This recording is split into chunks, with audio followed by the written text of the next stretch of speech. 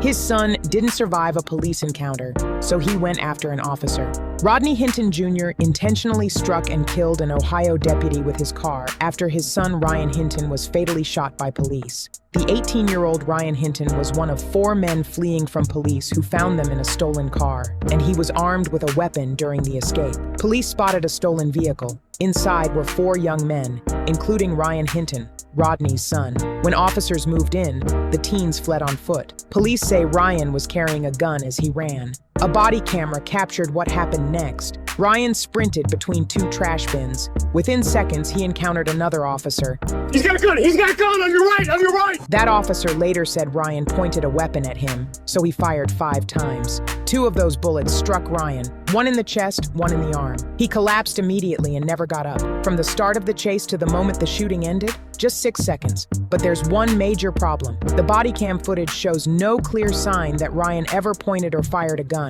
In fact, a witness later claimed Ryan wasn't holding anything at the time he was shot. A few days later, he met with investigators and was shown the footage of his son's final moments. He couldn't watch it all. He left the room in tears, overwhelmed by grief and fury. Moments later, Rodney walked alone to his car and drove away from the station's parking lot. And then, just minutes after watching his son's death play out, Rodney saw Deputy Larry Henderson standing across the street. Rodney hit the gas, swerved into oncoming traffic, and aimed his vehicle directly at the deputy. He didn't stop. He didn't slow down. He didn't miss. Deputy Henderson was launched several feet into the air. He later died from his injuries. Rodney was arrested on the spot. Police noted there was no evidence he attempted to brake or avoid the crash. Now he's facing aggravated murder charges. At a hearing, his attorney argued for bail and entered a not guilty plea, describing Rodney as a man in deep emotional crisis, not a cold-blooded killer. Rodney is not a cop killer, his lawyer said. He's a father in unimaginable pain.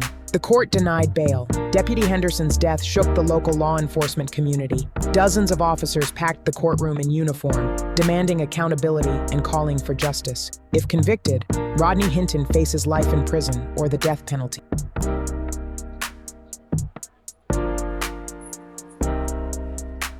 Good morning, Mr. Hinton. Good morning. You say good morning, Justin, for yourself. Okay. Until Tuesday, It's all understand. and you have a safe environment for him there in Claremont County. You'll return him.